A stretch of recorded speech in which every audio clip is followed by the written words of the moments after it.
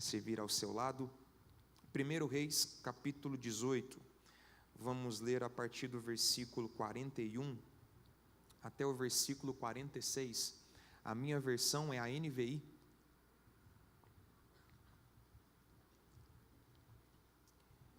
Primeiro Reis, capítulo 18, a partir do versículo 41 e vamos ler até o versículo 46.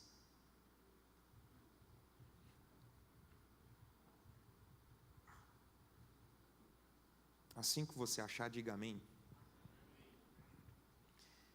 Então Elias disse a Acabe: vá comer e beber, pois já ouço o barulho de uma forte chuva.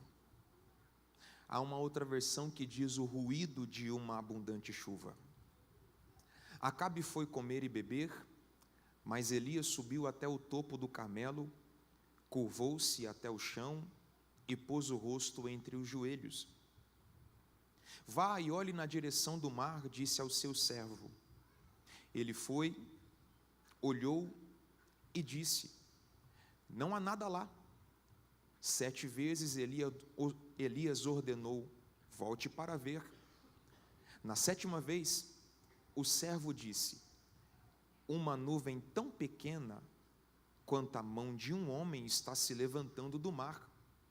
Então Elias disse: vá dizer a Acabe: prepare o seu carro e desça antes que a chuva o impeça. Enquanto isso, as nuvens escuras apareceram no céu, começou a ventar e chover forte, e Acabe partiu de carruagem para Jezreel. A mão do Senhor veio sobre Elias, e ele, prendendo a capa com o cinto, correu à frente de Acabe por todo o caminho até Jezreel. Amém. Por mais de 3 anos, Israel estava vivendo uma temporada de seca. E eu acho interessante que essa seca que Israel está enfrentando de forma física era resultado de uma seca que eles estavam vivendo espiritualmente. A seca espiritual refletiu e trouxe uma seca física. O que eu acho interessante é que Israel está experimentando esse tempo de seca, e não foi o diabo que trouxe a seca, foi o próprio Deus quem permitiu que a seca fosse estabelecida em Israel. A seca foi uma forma que Deus usou para recalcular a rota. Israel estava vivendo um tempo de idolatria, e exatamente nesse período que Deus levanta Elias com uma palavra de juízo. No capítulo 17, no versículo 1, nós temos o relato dessa palavra profética que Deus usa Elias para trazer. Então Elias, o tisbita, dos moradores de Gileade, disse a Acabe: vive o Senhor, o Deus de Israel, perante cuja face estou, que nesses anos nem orvalho nem chuva haverá, senão segundo a minha palavra. Eu sei que você conhece o contexto. Israel estava dividido entre servir a Deus e servir Baal. E Baal era conhecido como o Deus da fertilidade, o Deus da produtividade. Então perceba que Deus está mandando uma seca para o seu povo, justamente para revelar quem era o verdadeiro Deus da fertilidade. Então, depois de mais de 3 anos sem chuva, você pode perceber como ficou o cenário dessa terra: seca, infertilidade, improdutividade. Aquilo que se plantava não nascia, a terra se tornou seca e estéril. A grande verdade que nós podemos pensar logo nesse início é que Deus sabe lidar com cada um de nós. Deus sabe lidar com cada um de nós. Então o propósito da seca era chamar a atenção do povo, era chamar a atenção da nação que estava se inclinando em direção à idolatria. Ouça-me, por favor. Idolatria é tudo aquilo que ocupa o lugar que pertence exclusivamente a Deus. Idolatria é tudo aquilo que ocupa o lugar que pertence exclusivamente a Deus. Então tem muita gente que orou para Deus abrir uma porta, e depois que Deus abriu a porta se tornou um Deus. Vocês estão aí ou não? Tem muita gente que orou para casar, estava encalhado.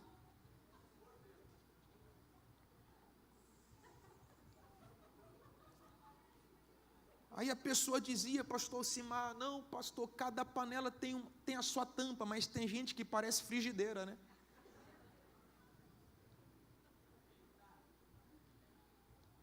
Deu um trabalho para casar, depois que casou, o cônjuge se tornou um Deus.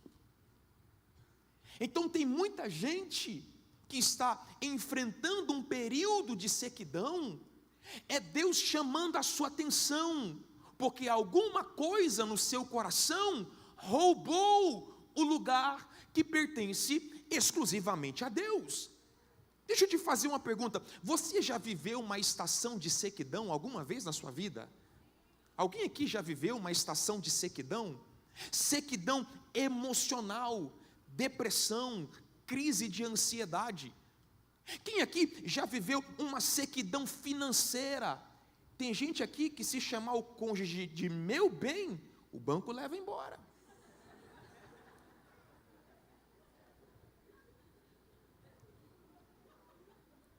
Você já viveu uma estação de sequidão espiritual? Gente, eu já vivi um tempo de sequidão espiritual, que eu entrava no culto, caía fogo em todo mundo, em mim caía neve. Você já viveu isso? Irmão, parece que todo mundo está sentindo Deus, menos você. Está caindo fogo, glória, unção, em você, caindo neve. E parece que você sentou do lado da Frozen. Então perceba que no seu próprio tempo, Deus, Ele vem para restaurar o seu povo, porque o mesmo Deus que fere, é o mesmo Deus que cura, o mesmo Deus que fecha o céu, é o mesmo Deus que abre o céu, o mesmo Deus que fecha, é o mesmo Deus que abre, o mesmo Deus que faz descer a sepultura, é o mesmo Deus que faz retornar a subir dela. Alguém está comigo aqui? Então perceba que Deus levanta Elias novamente no capítulo 18, no versículo 1, para trazer uma palavra de restauração. Versículo 1 do capítulo 18: e sucedeu que depois de muitos dias, a palavra do Senhor veio a Elias no 3º ano, dizendo: vai se apresentar a Acabe, porque darei uma forte chuva sobre a terra. Então Deus levanta novamente Elias, a palavra vem através de Elias, dizendo: Elias, chegou o tempo em que eu vou acabar com a sequidão, chegou o tempo em que eu vou trazer uma abundante chuva, chegou o tempo em que eu vou trazer a restauração novamente. Então entenda que o mesmo Deus que fechou o céu, o mesmo Deus que trouxe seca, é o mesmo Deus que está fazendo uma promessa de uma abundante chuva. E é a partir daqui que eu quero extrair algumas lições valiosas para o nosso coração. Versículo 41. Depois da palavra profética que é liberada para Acabe, de uma restauração, que a chuva voltaria, que os céus se abririam novamente. Olha só o que diz o versículo 41. O versículo 41 diz que Elias ouviu o barulho de uma abundante chuva. Então perceba que a sequência desse texto é depois que Elias oferece o sacrifício e Deus derrama fogo do céu. Esse texto, ele é depois que os profetas de Baal foram destruídos, o altar da idolatria foi quebrado. Esse texto aqui é depois de uma experiência extraordinária. Elias está ouvindo um barulho, o ruído de uma abundante chuva. Não é de um chuvisco, não. O barulho que Elias está ouvindo era de uma chuva pesada. Então ele está no Monte Carmelo, ele coloca a cabeça entre os joelhos e ele ouve um barulho. Existe um som dentro de Elias, existe um barulho no espírito de Elias, existe um ruído na alma de Elias. Uma abundante chuva vai cair. Há um barulho dentro de Elias dizendo: o tempo da seca acabou. Há um barulho dentro de Elias dizendo: o deserto vai florescer.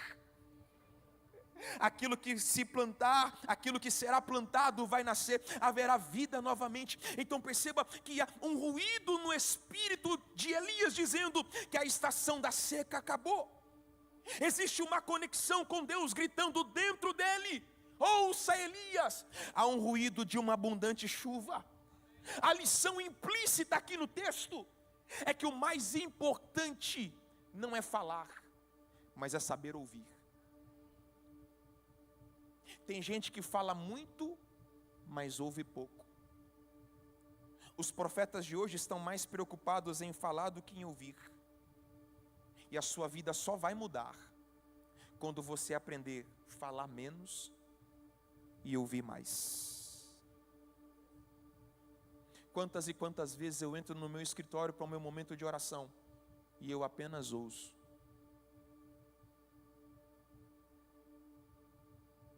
Elias está ouvindo um barulho na alma de uma abundante chuva, mas diante dos seus olhos nada muda. Ele está ouvindo dentro um barulho de uma abundante chuva, mas do lado de fora não tem uma gota caindo do céu. Ele está ouvindo dentro de si o ruído, o barulho, o anúncio de uma abundante chuva, mas à sua volta tudo continua seco. Elias ouve no espírito que haverá uma abundante chuva, mas à sua volta tem crise, à sua volta tudo está seco, à sua volta nada floresce. Então perceba que aquilo que ele está ouvindo dentro não condiz com a realidade de fora. Vou falar mais devagarzinho. Às vezes vocês me olham assim, eu acho que vocês não estão entendendo, mas eu vou repetir. Elias está ouvindo um barulho na alma de que haverá uma abundante chuva. Mas quando Elias olha em volta, tudo continua seco. No céu não tem uma nuvem, mas há um barulho dentro, vai chover. Há um ruído na alma. Deus disse, Deus está falando, Deus está verbalizando, Deus está comunicando com o meu espírito. O tempo da seca acabou, o tempo da esterilidade acabou. Há um novo tempo chegando, há uma nova estação chegando, mas fora nada se altera, fora nada muda. Eu estou pregando para pessoas nessa noite que entraram nesse segundo ano de família aqui em Rio Verde, em crise. E qual é a raiz da sua crise? Qual é a raiz das nossas crises? A raiz das nossas crises está no fato de que aquilo que nós estamos ouvindo não bate com aquilo que nós estamos vendo. Não é isso que te deixa em crise, irmão? Quantas e quantas vezes Deus falava para mim: vou prosperar o seu ministério, mas eu não tinha agenda nem para o culto kids. Quantas e quantas vezes Deus falava para mim e para Carol: vou prosperar o ministério, vou prosperar vocês financeiramente, e na semana cortavam a nossa água e a nossa energia. Quantas e quantas vezes Deus me dava mensagens inspiradas e eu chorava. Eu dizia: Deus, quando eu falar isso aqui na igreja, meu Deus, o povo vai pular para cima. Mas ninguém queria me ouvir.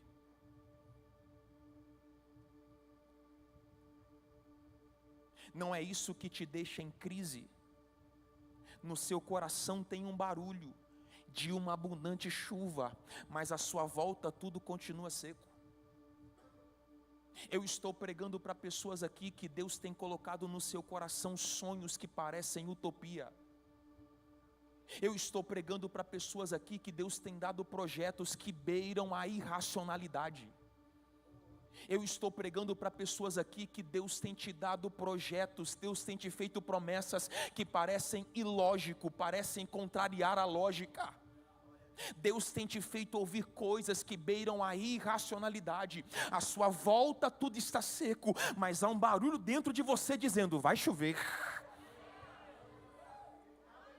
A realidade de fora ainda não mudou, mas a realidade de dentro já está encharcada por uma abundante chuva. Há algo no seu espírito gritando: vai chover.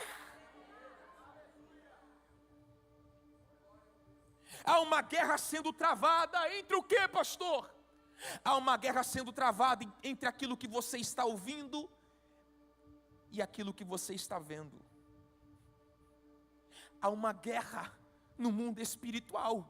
Aquilo que você ouve está guerreando com aquilo que você está vendo. Aquilo que você está vendo está guerreando contra aquilo que você está ouvindo. E nessa fase em que você está ouvindo o barulho dentro da alma, no espírito, não adianta você tentar compartilhar com as pessoas que estão à sua volta. Não adianta você tentar compartilhar com familiares, com os melhores amigos. Por quê? Porque quando você começar a compartilhar o que você está ouvindo dentro, vai surgir a pergunta que vai matar o seu milagre. Qual é a pergunta que mata o milagre? Como isso vai acontecer? Você está dizendo que a sua família vai ser salva? Como? Você está dizendo que vai prosperar? Como? Você está dizendo que o seu casamento vai ser restaurado? Como? Sabe por que tem muita gente que não está tendo experiências sobrenaturais com Deus? É porque você está deixando de ouvir o que Deus está te fazendo ouvir para tentar explicar o que não tem explicação. Vou repetir só para esse pessoal aqui da direita. Vocês estão aqui ou não? O pessoal da direita sempre é mais animado que o pessoal da esquerda.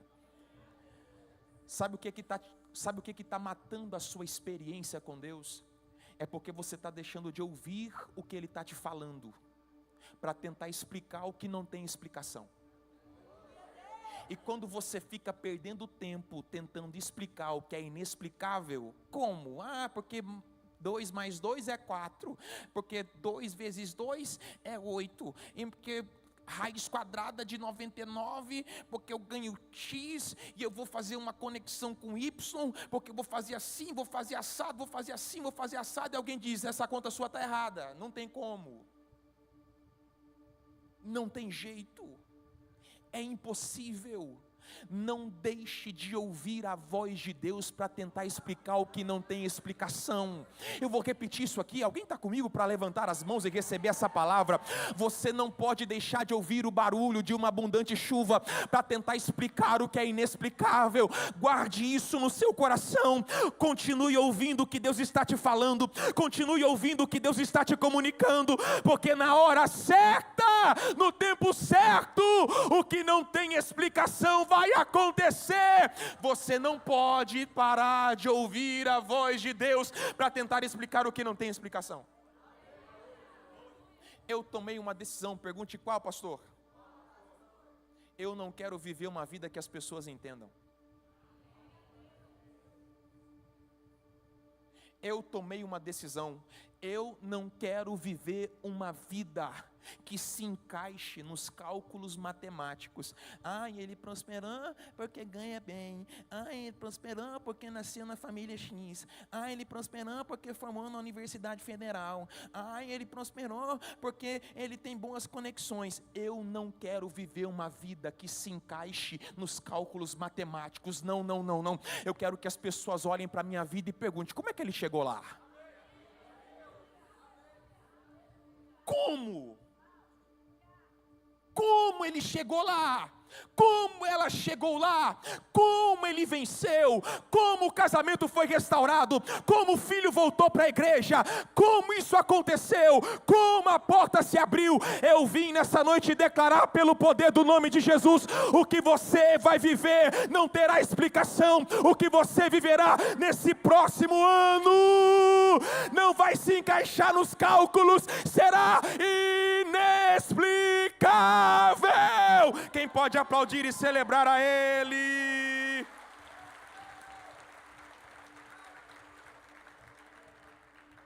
Escute, nós estamos inseridos num reino que não é lógico, por isso esqueça a lógica nessa noite, esqueça os cálculos, esqueça as vias normais, apenas continue ouvindo o que Deus está gritando na sua alma e no seu espírito: vai chover, vai chover. Vou repetir isso aqui até alguém celebrar: vai chover, vai chover, vai chover.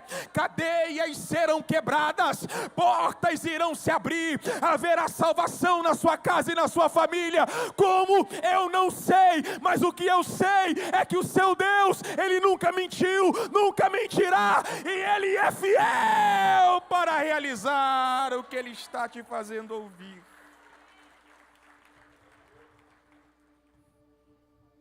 Elias está ouvindo algo dentro, ele está ouvindo um barulho, ele está ouvindo um ruído. Vocês estão comigo aí? Continua, pode continuar? Vamos lá, hein? Vem lá, fica comigo aqui. Aí o versículo 43, Elias está ouvindo um barulho na alma, ele está ouvindo um barulho no espírito, está vindo uma abundante chuva. Aí sabe o que ele faz? Ele olha para o seu servo e diz: olha para a banda do mar e me traz um relatório. Elias está olhando para o seu servo e ele está dizendo: eu estou ouvindo algo no meu espírito, e eu preciso que você vá ver se existe algum sinal físico do que eu estou ouvindo no mundo espiritual. Eu quero que você vá e veja, olha para a banda do mar e veja se o que eu estou ouvindo, se o que Deus está me fazendo ouvir, já está se materializando no mundo físico. Aí o texto diz que ele foi olhar, e ele voltou dizendo: Elias, o céu está limpo, não tem nenhuma nuvem no céu. Elias, eu já fui, já olhei, e o relatório não bate. Aquilo que você está ouvindo não condiz com o que eu estou vendo, e na verdade eu não estou vendo absolutamente nada. Você sabia que esse é o grande teste da fé?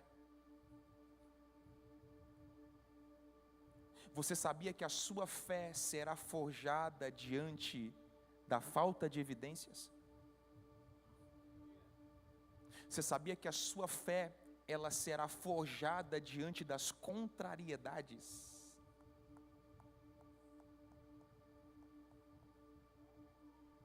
Você sabia que a sua fé, ela será revelada quando você consegue ser resiliente, persistente, perseverante, mesmo diante da falta de evidências?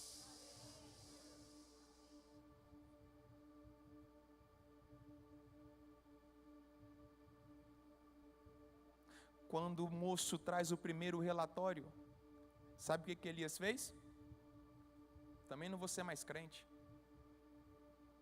Deus está me fazendo ouvir algo que não está acontecendo nada, não tem uma nuvem no céu. Foi isso? Não? Será que minha versão aqui está errada? Elias desistiu de tudo, sim ou não? Não. O que Elias faz? Persistência, volta lá 7 vezes. Você vai voltar lá até ver alguma coisa.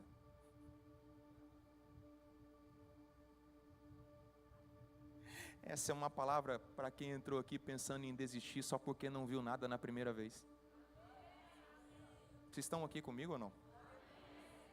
Elias está dizendo: eu não vou deixar minha fé esmorecer só porque na primeira tentativa não apareceu nada. O Deus que está me fazendo ouvir não mente.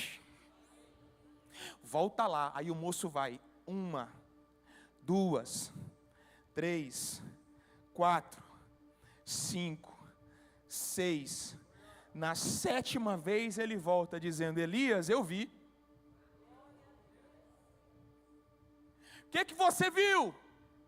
Eu vi uma nuvem no céu. Mas ela é tão pequena, Elias. Ela é do tamanho da mão de um homem.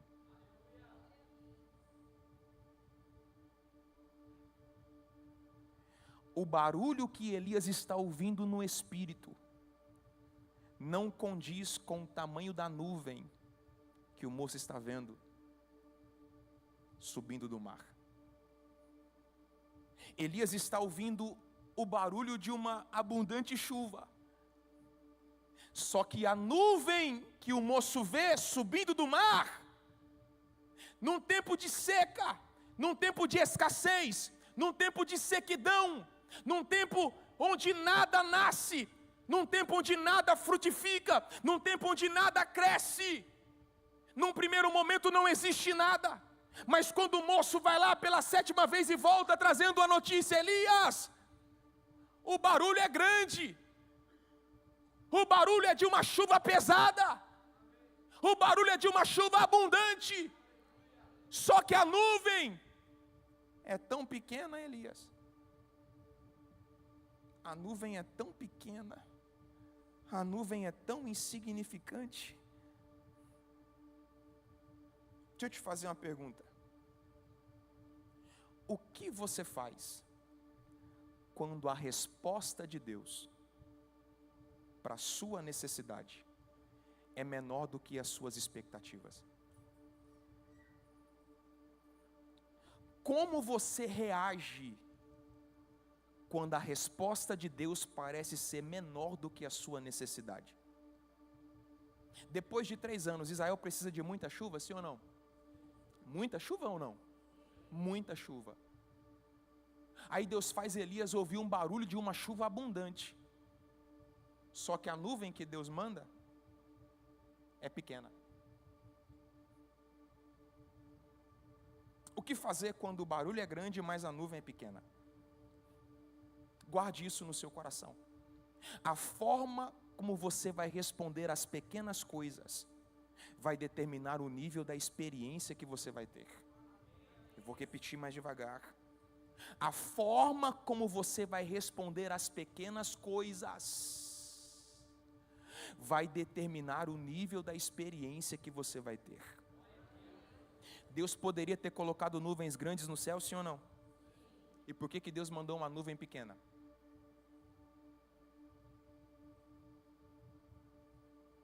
Para saber se a sua fé está na nuvem, está naquilo que você está vendo, ou se está naquilo que você está ouvindo.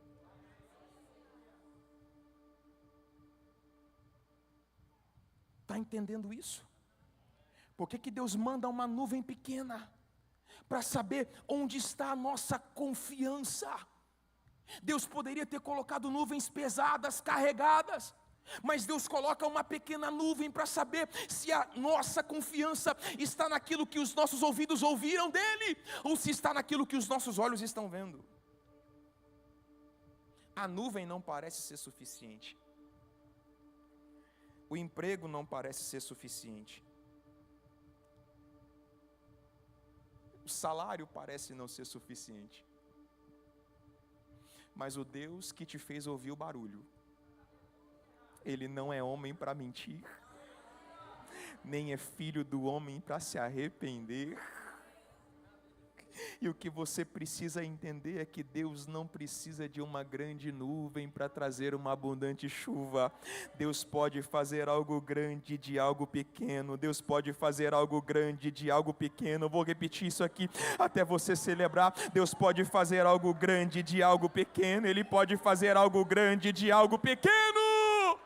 O seu Deus é poderoso para fazer coisas grandes a partir de pequenas coisas. Alguém crê nisso? Diga glória a Deus. Ouça essa história. Um jovem de família muito rica estava prestes a se formar. E ele disse para o pai: pai, eu queria tanto um carro esportivo no dia da minha formatura. Todos os meus amigos, todos os meus colegas, eles vão ganhar um carro esportivo. E dinheiro não era o problema. Ele com o pai foram em várias lojas, em várias garagens, olharam vários carros até que encontraram o carro perfeito. Quando chegou o dia da formatura, o pai o chamou no escritório.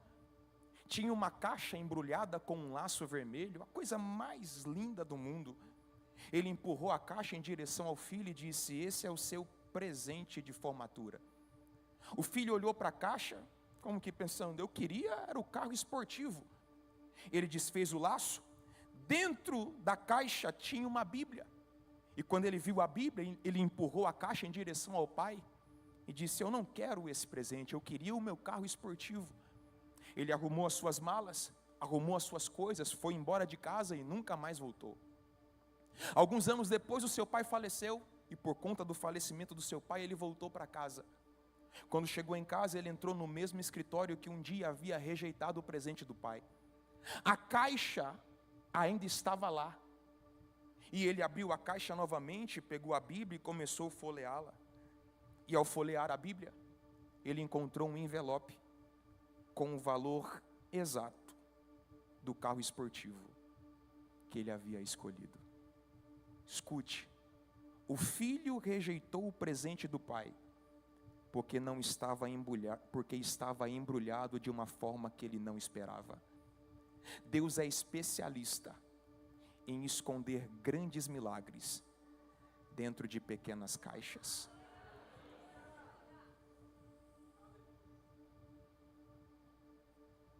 Eu sei que você esperava algo grandioso. Eu sei que para sua necessidade era para aparecer uma nuvem gigantesca. Mas Deus está enviando uma pequena nuvem que não condiz com o barulho que Ele te fez ouvir. Mas é essa pequena nuvem, essa pequena oportunidade, esse pequeno começo que vai revolucionar a sua trajetória. Levante a sua mão direita, porque eu sinto a graça do Eterno aqui. A nuvem parece ser insignificante, mas ela vai trazer uma chuva abundante. A oportunidade parece pequena, mas ela vai trazer uma virada de chave na sua história, na sua família.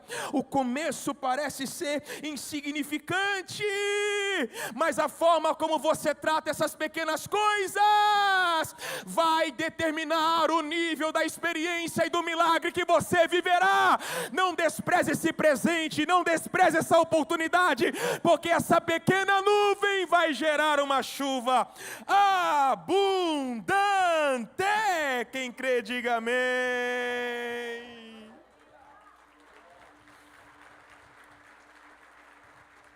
Elias está crendo tanto no que ele ouviu, que quando ele recebe o relatório daquilo que o moço enxergou, ele manda uma mensagem para Acabe: Acabe, arruma a carruagem. E se você não descer agora, não for para Jezreel agora, a chuva não vai deixar você chegar. Aí olha que coisa interessante, aqui eu já termino o versículo 46. Coloca aí para mim, por favor, versículo 46. E a mão do Senhor veio sobre Elias. A mão do Senhor veio sobre quem? E ele prendendo a capa. Tem outra versão que diz: e ele cingindo a capa, cingindo-se com a capa. Ele amarrou a capa com o cinto. Aí olha o que o texto diz: ele correu à frente de Acabe por todo o caminho até Jezreel. Vamos lá, vamos pensar isso aqui. Deixa o texto aqui. Vamos pensar nisso aqui agora. Não sei se você percebeu, mas tem algo extraordinário acontecendo aqui. Tem algo sobrenatural acontecendo aqui. Elias está no topo do monte. Ele está com a cabeça entre os joelhos. Ele ouve o barulho de uma abundante chuva. Ele manda um moço olhar para a banda do mar. O moço traz o relatório: eu vejo uma pequena nuvem, do tamanho da mão de um homem. Aí ele manda uma mensagem para Acabe: Acabe, aparelha o carro, arruma a carruagem. Vamos ser inteligente aqui. Carruagem nessa época era puxada por quê? Por quê? É mesmo? Mesmo? Meu Deus, mesmo? Eu não senti segurança. Fala com segurança. Era puxada por cavalos. Isso, irmão. Você acha que a carruagem andava sozinha? Então diga bem forte comigo: a carruagem era puxada por cavalos. Elias está no topo do monte. Acabe está lá embaixo. Acabe está numa carruagem que está sendo puxada por cavalos. Aí o texto diz que depois que Elias manda a mensagem para Acabe, a mão do Senhor veio sobre Elias. Ele cinge a capa. E o texto diz que ele corre à frente de uma carruagem que estava sendo puxada.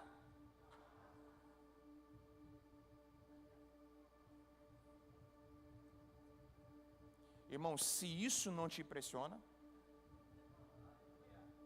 pode imaginar essa cena? Você acha que os cavalos que puxavam uma carruagem real eram esses pangaré? Eram os cavalos mais potentes. O cavalo do rei. Cavalos internacionais. Cavalos premiados.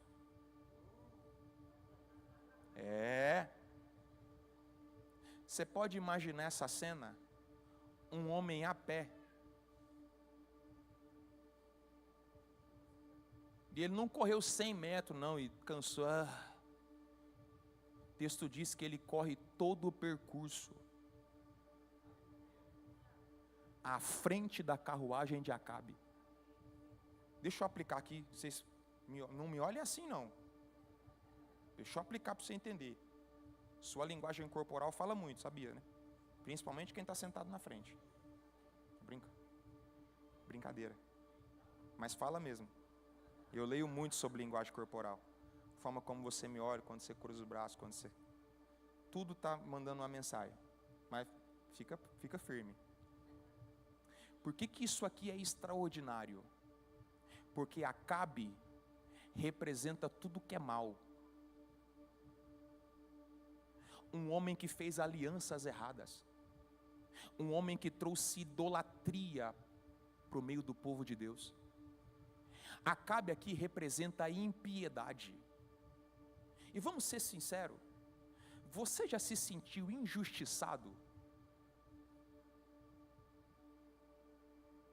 Quem já?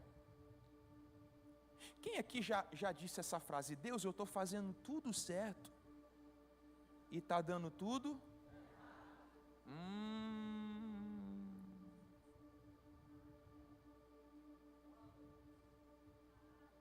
De que adianta ser fiel? De que adianta te honrar? De que adianta? De que adianta, Deus? Eu estou fazendo tudo certo, está dando tudo errado. Parece que quem é ímpio, parece que quem não te serve, sempre está na frente, sempre chega mais rápido, sempre chega primeiro. Agora entenda, porque essa palavra é profética para o seu coração. Escute, o texto diz que a mão do Senhor veio sobre Elias. e ele corre todo o percurso à frente da carruagem de Acabe.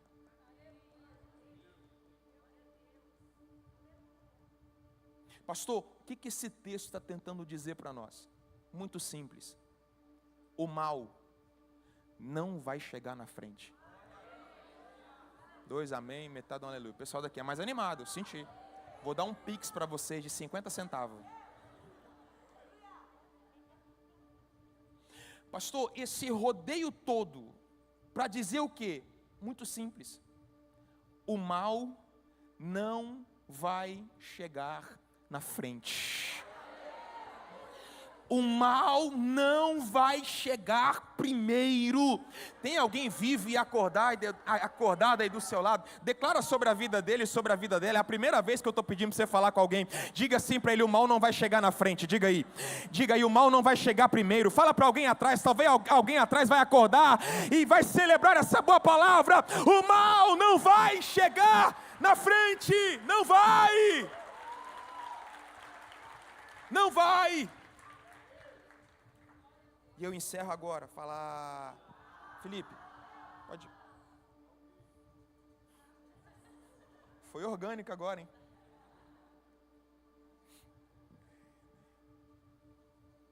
E a grande chave do texto. Pastor Grandini, por que Elias corre todo o percurso à frente de Acabe? Foi porque as suas pernas eram tonificadas? Foi porque ele tomou creatina? Foi porque ele tomou proteína?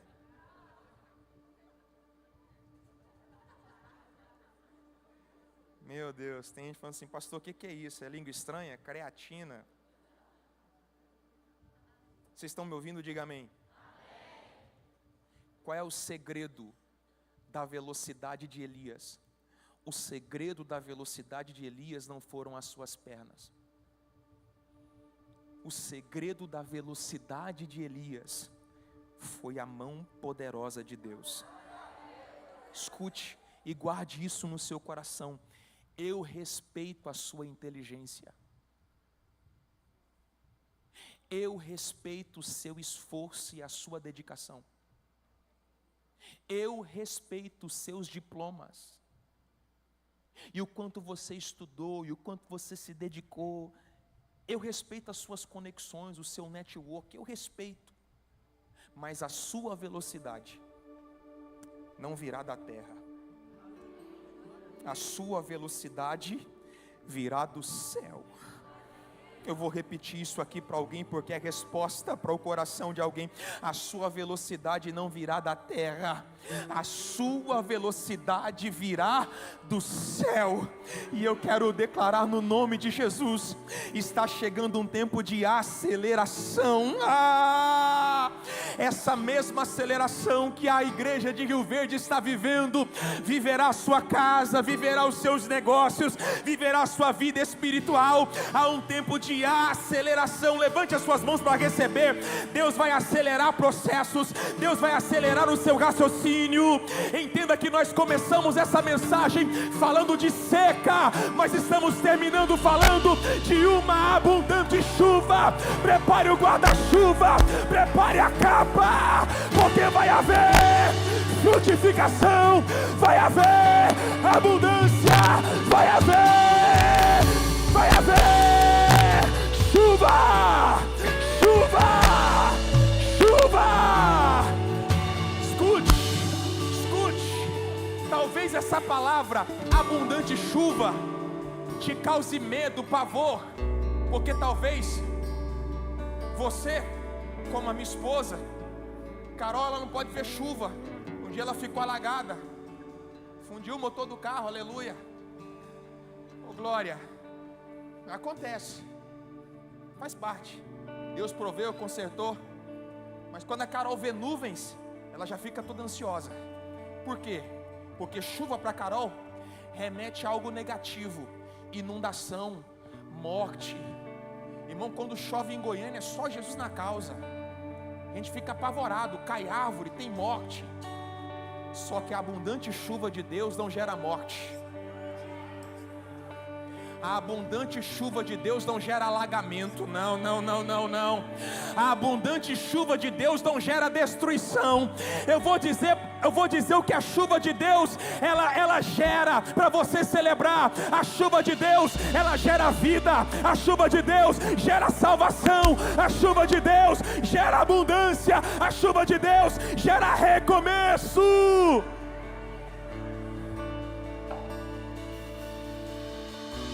A estação da seca está terminando. Está chegando uma estação de chuva abundante sobre a sua vida. Se você crê nisso, levante as suas mãos e cante conosco.